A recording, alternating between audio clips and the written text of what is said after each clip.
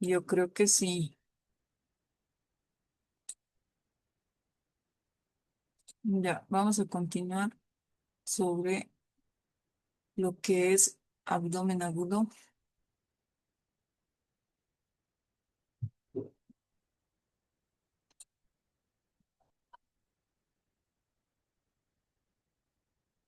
Ya. Entonces hablamos de abdomen agudo. Como introducción, el dolor abdominal agudo incluye todas aquellas situaciones clínicas donde el síntoma principal es la sensación dolorosa abdominal intensa, siendo uno de los motivos más frecuentes de consulta en el servicio de urgencias de pediatría. Una buena anamnesis y una exploración física son esenciales en la valoración del dolor abdominal agudo para identificar de manera prioritaria un abdomen agudo e instaurar el tratamiento de manera urgente. El dolor abdominal agudo se define cuando tiene una duración inferior a un mes y que se caracteriza por tener una evolución inferior hasta 48 a 72 horas.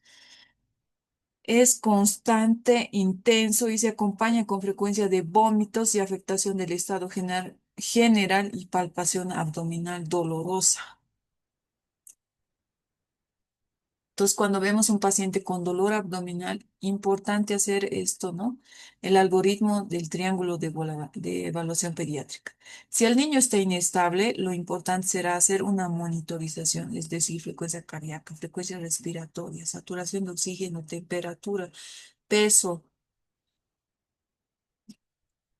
Una vez que lo has monitorizado ya, administrar oxígeno si fuera necesario. Hay niños que pueden tener dolor abdominal eh, y puede estar en hipoxemia y es necesario. Expansión con solución fisiológica, más aún frente a una gastroenteritis, al menos importante canalizar una vía periférica para aportar los líquidos necesarios. La analgesia, importante considerar en este caso más que todo en relación al dolor. Antibiótico-terapia frente al proceso infeccioso que esté sospechando, las pruebas complementarias si serán necesarias y la valoración por cirugía si estoy sospechando un abdomen agudo quirúrgico.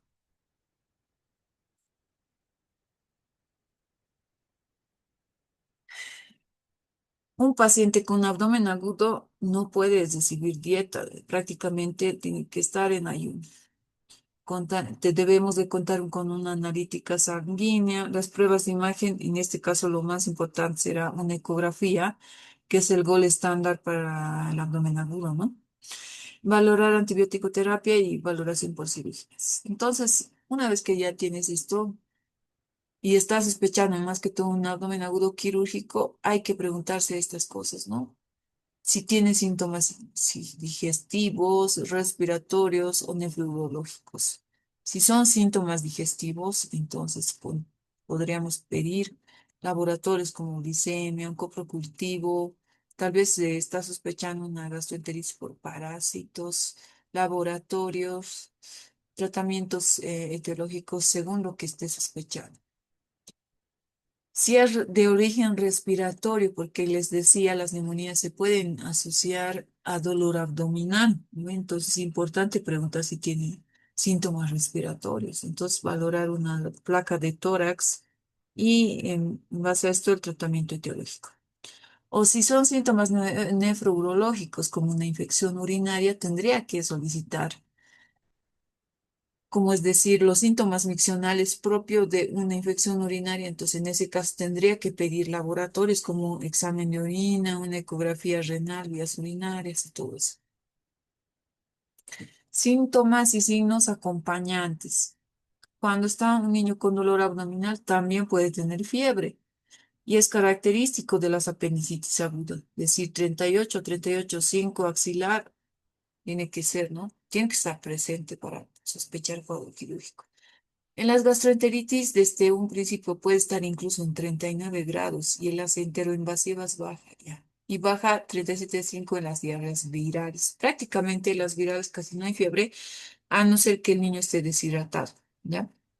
Los vómitos son muy inespecíficos y más probable que exista en patología orgánica importante como quirúrgica o no. O sea, prácticamente los vómitos pueden estar en cualquiera de estas, no sea de abdomen médico, de tipo o no médico o quirúrgico, ¿no? Si son biliosos, progresivos, abundantes y frecuentes, es importante preguntar eso, ¿no? Alteración en el hábito intestinal. La diarrea o las gastroenteritis agudas, sin embargo, también puede ser la presentación clínica de una apendicitis. Y más que todo si es retrocecal. Por eso les decía, a veces no se confíen plenamente de que está con diarrea y solamente le pones gastroenteritis. No, puede ser también una apendicitis retrocecal. Enfermedad inflamatoria intestinal o síndrome hemolítico urémico, que es algo mucho más complejo y pocas veces se ve, pero realmente cuando se ve, realmente se complican gravemente el SHU. Síntomas miccionales, la disuria, la poliaquiuria y el tenemos que debe hacer sospechar una ITU, ¿no? Eso es lo que me interesa preguntar. Síntomas respiratorios como dificultad respiratoria, más que todo en una neumonía, ¿no? Que se quejan frecuentemente de dolor abdominal, que a veces es el principal motivo de cosas. Me duele y más le duele cuando empieza a tosir. Hematoquesia es la presencia de sangre en las heces por invaginación intestinal, una gastroenteritis aguda en los niños mayores y hay que pensar en una enfermedad inflamatoria. Ya.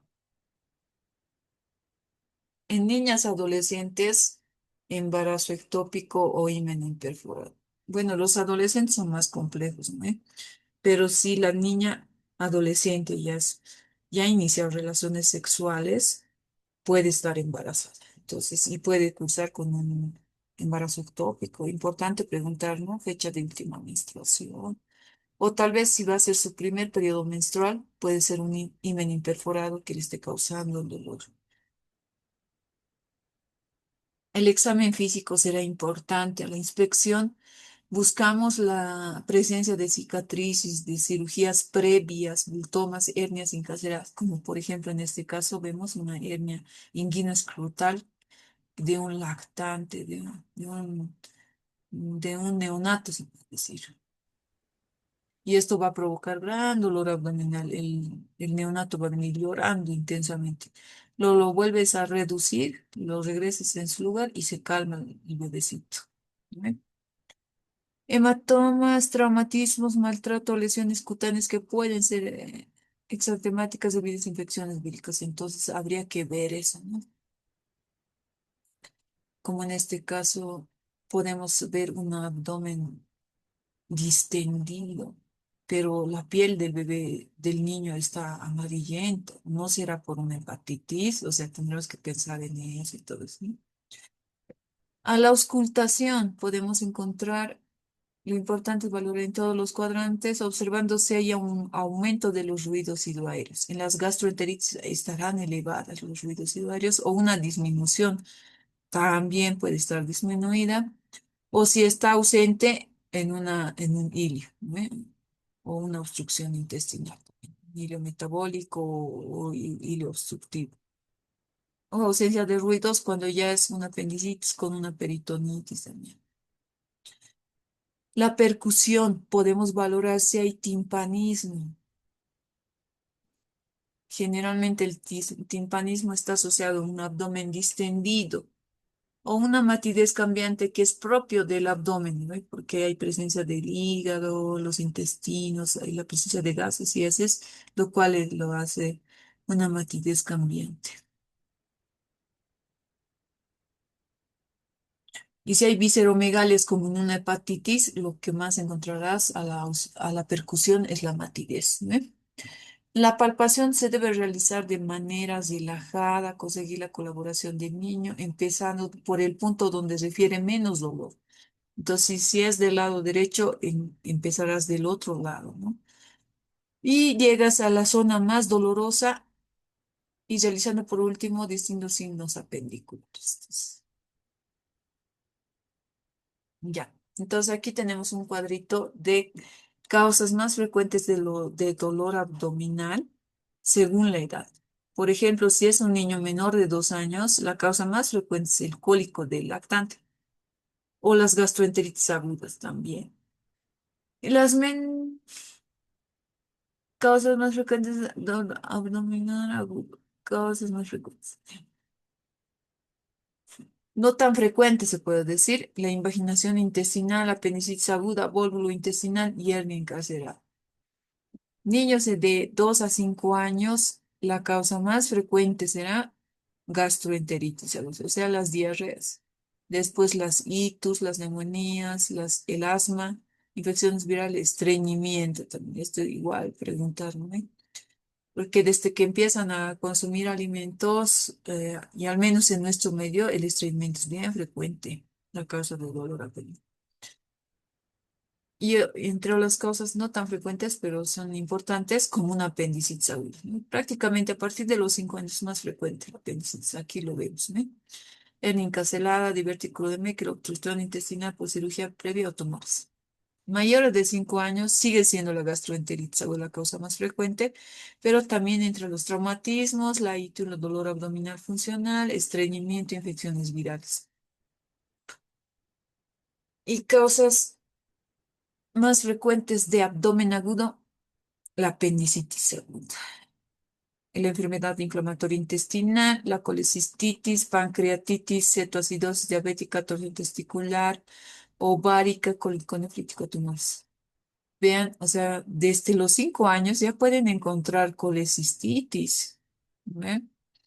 Y esto considerando la dieta del paciente, ¿no ve? Hay algunos niños que consumen, al igual que sus padres, carne de cordero o alimentos que tienen alta cantidad de grasas, todo eso, y puede provocar la formación de cálculos en la vesícula. Sí, nosotros igual hemos visto niños con esta patología de colecistitis, incluso con pancreatitis, me acuerdo de una chiquita. Adolescentes, gastroenteritis, estreñimiento, neumonía, asma, infecciones virales, dismenorrea, dolor abdominal agudas, pero causas más frecuentes de abdomen agudo, apendicitis aguda, torsión testicular, enfermedad inflamatoria pélvica, cólico nefrítico, colecistitis, pancreatitis, hepatitis, enfermedad inflamatoria intestinal, tumores, embarazo ectópico. Prácticamente lo que habíamos mencionado en ese momento. Ya, lo más importante será las pruebas complementarias. Aquí vemos una imagen ecográfica de invaginación intestinal, aquí, donde en corte sagital ilial dice imagen en diana o donut. Eso es lo característico. ¿Eh? Parece una donita, la verdad es eso. Y esto obviamente requiere manejo quirúrgico y hay que referir urgentemente al hospital. La verdad, en la práctica clínica a mí me tocó ver un casito de este. Era un bebecito como de 2 años, por ahí, una invaginación intestinal. También corte sagital con una imaginación, esta es la B. Corte sagital de una imaginación ileocólica con adenopatías en su interior. Ya. Y el C, corte longitudinal de imaginación ileocólica. Pseudo riñones, así parece un pseudo riñón aquí, ¿no? Figura 2, imagen de ultrasonido en escala de 16 con Doppler. Se visualizan incremento del calibre del apéndice, esto, ¿no? Hasta 8 milímetros, asociado a edemas mucosa, adquiriendo la morfología de Diana. Sí, parece Diana. Respuesta vascular a la pared de la aplicación del Doppler Color, esa es la respuesta vascular. A ver, sí, ya. Imagen obtenida al servicio de ya. Listo. Radiografía, los niveles hidroaéreos, ¿no? Que se observan aquí claramente. Radiología simple de abdomen con obstrucción. Obsérvese dilatación de gases intestinales. Imagen en pila de monedas y niveles hidroaéreos en escaleras. Sí, sí, aquí pilas de monedas. Finas, ¿no? Y este otro ya neumo, ya se ha perforado y ya está listo. Otro, la presencia de lesiones cutáneas con equimosis, hematomas o petequias, dolor y distensión abdominal, hematuria, tira reactiva, orina sin exploración abdominal. Son signos muy sugestivos de lesión intramanual y obligan a realizar una ecografía abdominal urgente, un ataque con contraste. Ya. Esto es importante en relación a traumas abdominales. Hay niños que vienen porque se han caído de una altura considerable o se les ha caído encima algún objeto que puede haber provocado una lesión. Entonces es importante valorar eso, ¿no? Porque puede haber hematurias incluso que nos puede hacer pensar que hay trauma abdominal, ¿eh? Tomografía, TAC, que se reconoce la adenopatías mesentéricas, ya. Otra de las causas de dolor abdominal puede ser una adenitis mesentérica también, ¿no? Y ya. Entonces, es importante pedir laboratorios como tal, hemogramas, el hemograma, pruebas de coagulación, al menos cuando está sospechando algo quirúrgico, pedirle pruebas de coagulación. Y enfermedades orgánicas complicadas, ya es poco sensible y específica. Aunque la leucocitosis con desvío izquierdo es un hallazgo frecuente en los procesos infecciosos que requieren intervención quirúrgica, también se observa en otras infecciones como gastroenteritis, neumonía o hito. Niños con sangrado digestivo, anemia hemolítica o un proceso crónico tendrán bajos niveles de hemoglobina y el volumen corpuscular medio de los hematíes. Prácticamente esto igual interesa cuando estamos frente a un trauma abdominal cerrado porque empieza a sangrar dentro del abdomen, ¿no? Entonces va a empezar a tener anemia el pacientito. Entonces vigilamos eso. Coagulogramas solo son necesarias para la evaluación preoperatoria. Transaminasas bilirrubinas para diagnosticar una hepatitis, ¿verdad? ¿No? Una patología hepática o de vía biliares. Amilasa lipasa en relación a la pancreatitis. La lipasa es más específica, pero se eleva más tarde. Eso hay que tener en cuenta. El análisis de orina en relación a sospecha de ITU, la piuria en apendicitis pélvica o peritonitis. Esto igual hay que tener en cuenta. Alguna vez ha habido este tipo de casos. Yo recuerdo un caso de un niño donde, este es ITU porque han encontrado en el ego piuria, pero valorando el abdomen realmente tenía peritonitis. Entonces no se dejen llevar solamente por el ego. Valoren siempre todo el abdomen. Hematuria, traumatismos, cólicos renales y tuya. Bioquímica sanguínea, análisis de orina, iones, bicarbonato, glucosa. O sea, dependerá de la situación, tengo que pedir laboratorios. Bien. Ahora, la apendicitis aguda, esto es lo más importante, ¿no? Cuando el cuadro clínico es claro, ninguna prueba complementaria es necesaria. Sin embargo, habitualmente se realiza una ecografía abdominal y cuando el apéndice es visualizado, la ecografía tiene una sensibilidad del 98%, mientras que si no es visible, disminuye hasta el 50%. Entonces, realmente es operador dependiente y al menos si el ecografista logra encontrarle el apéndice, ¿no? En pacientes con clínica florida, leucocitosis y una ecografía ambigua o negativa, debe valorarse realizar TAC de abdomen y sobre todo si son pacientes obesos. Ya. La analítica de sangre en apendicitis no es imprescindible, pero una cifra absoluta superior a 10.000 leucocitos y 7.500 de neutrófilos apoya el diagnóstico de apendicitis, mientras que la elevación de las reactantes de la fase aguda, el PCR o la procalcitonina como tal tiene mayor rendimiento en diferenciar las apendicitis no complicadas de las complicadas. Prácticamente el PCR se eleva incluso hasta mayor a 8, la procalcitonina se eleva mayor a 2. Pero generalmente eso no lo hacemos porque no hay en el sistema público, ¿no? Esta escala realmente a ustedes les va a servir aún, más aún si están trabajando en un primer nivel de atención, ¿ya? Si el niño tiene anorexia, le colocas un punto. Si tiene fiebre, igual mayor a 38 le pones un punto. Náuseas, vómitos, un punto. Leucocitos mayor a 10.000, un punto. Neutrofilia mayor al 75%, un punto. Migración del dolor abdominal a fosa ilíaca derecha. Prácticamente la cronología de Murphy, ¿no? Dolor al toser, percutir o saltar.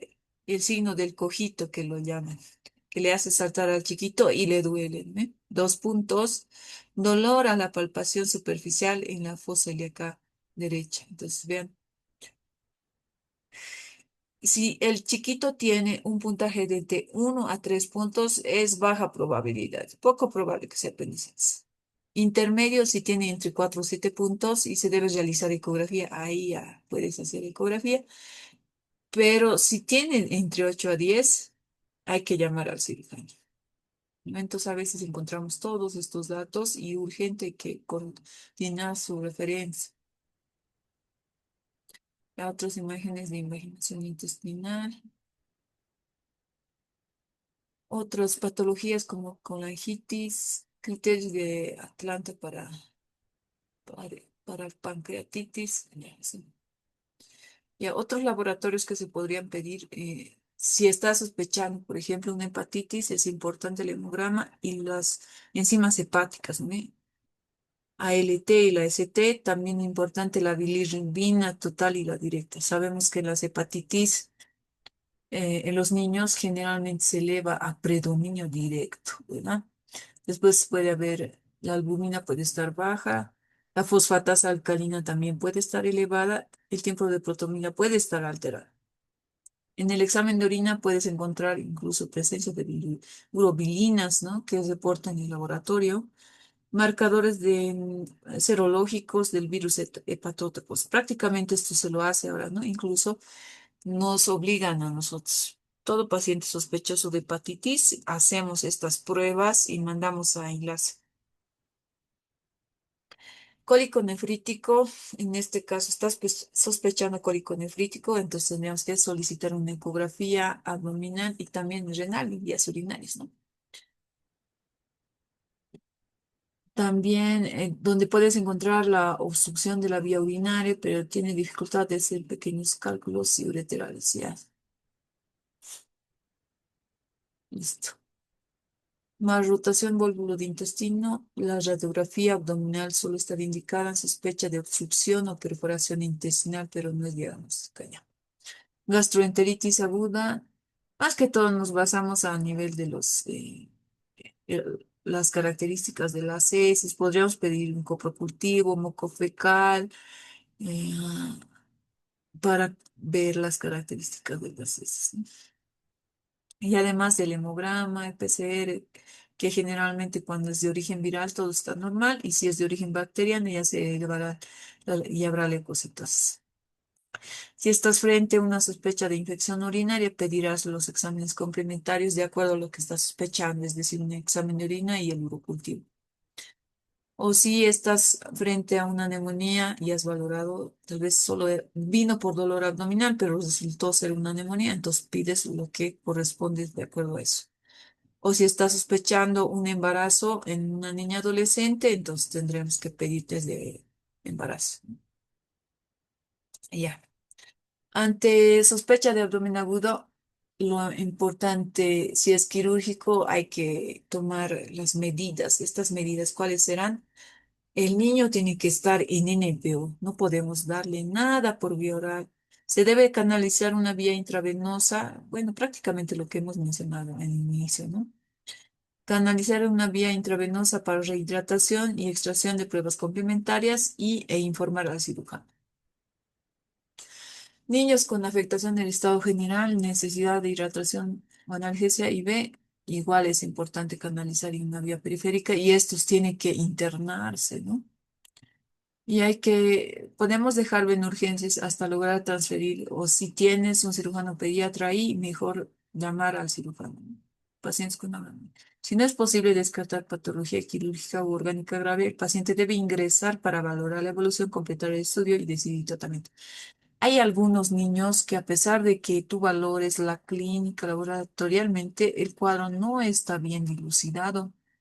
Entonces, a que se complique más de la cuenta, es mejor internarlo, ¿ya? Para que mañana el cuadro se aclare.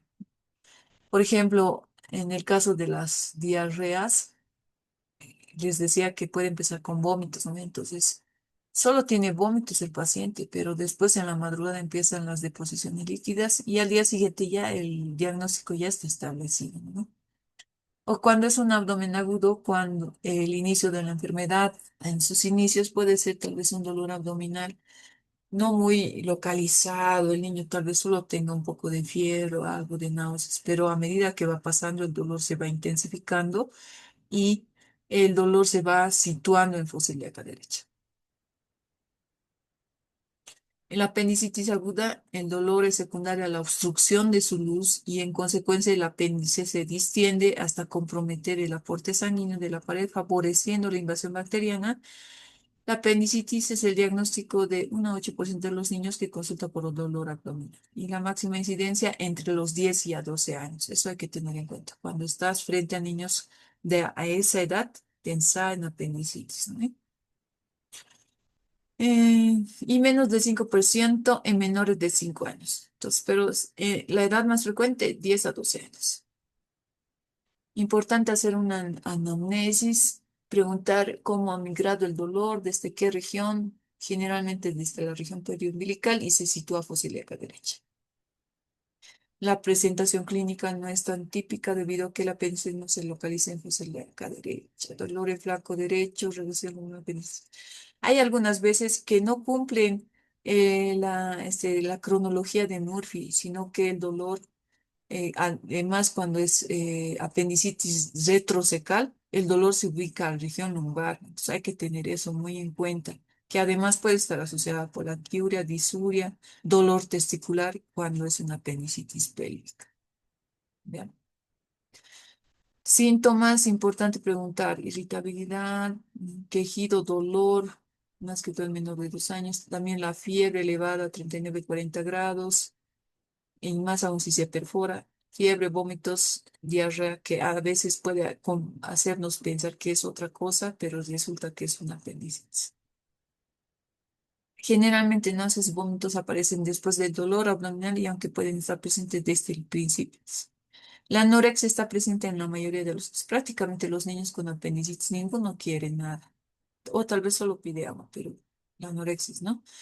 Ausencia de deposiciones en algunos niños o diarrea mucosa. Esto igual yo lo vi en peritonitis, como flemas hacen sus caquitas y algunas veces pensamos que es diarrea, pero no, esa diarrea mucosa secundaria a su peritonitis. Valorar el examen general, el estado general, alteración del estado de hidratación provocadas por la deshidratación, por los vómitos, ¿no?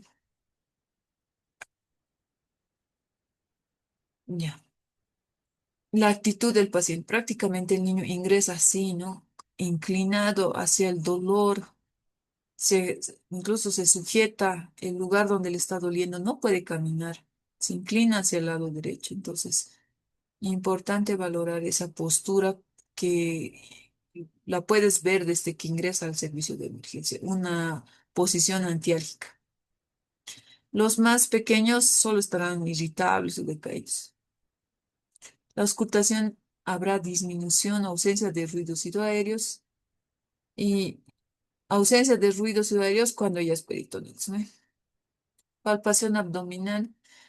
Esto podemos encontrar signo de Bloomberg, dolor a la palpación profunda en fosa ilíaca derecha que se intensifica con la descompresión brusca.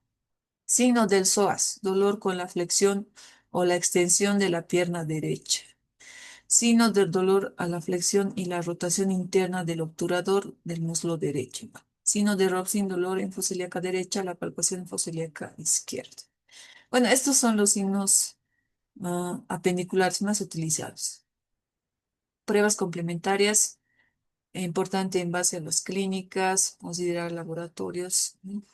Si estás sospechando apendicitis, pedirás hemograma, PCR, recorte de plaquetas, y donde encontrarás la leucocitosis característica, también el PCR estará elevado, también, ¿no?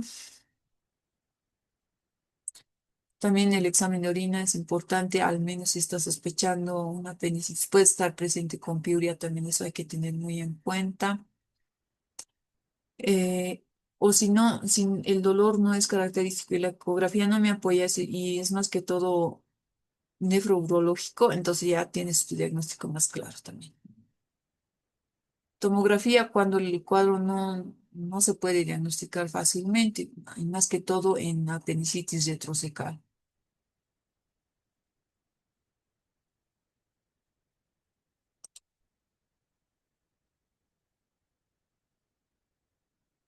Imagen por tomografía en fase simple con medio de contraste oral, donde se visualizan las siguientes hallazgos. Incremento del calibre del apéndice, localización retrocefálica. con presencia de imagen redonda, circunscrita de intensidad cálcica a nivel del apéndice, ¿ya? Fecal, que corresponde al apendicolito señalado en la flecha, dice. Aquí también. Mm, cambios inflamatorios, grasa pericical señalado con la flecha de imagen B, dice, ¿ya? Y obtenida en el servicio de ya, tratamiento, medidas generales. Ante la sospecha de apendicitis, ayuno, lo que habíamos dicho de absoluta, eso es ayuno. NPO, canalizar vía periférica, hidratación, analgesia, antibióticos y laboratorios. Analgesia debe instaurarse lo más pronto posible, metamizol o fentanilo. Bueno, generalmente lo que más usamos es el metamizol, generalmente a una dosis de 15 a 20 miligramos. Antibiótico, tratamiento quirúrgico, antibiótico profiláctico. Entonces, generalmente lo que usamos igual cefotaxima más metronidazol para cubrir gram positivos y negativos. Y eso es todo.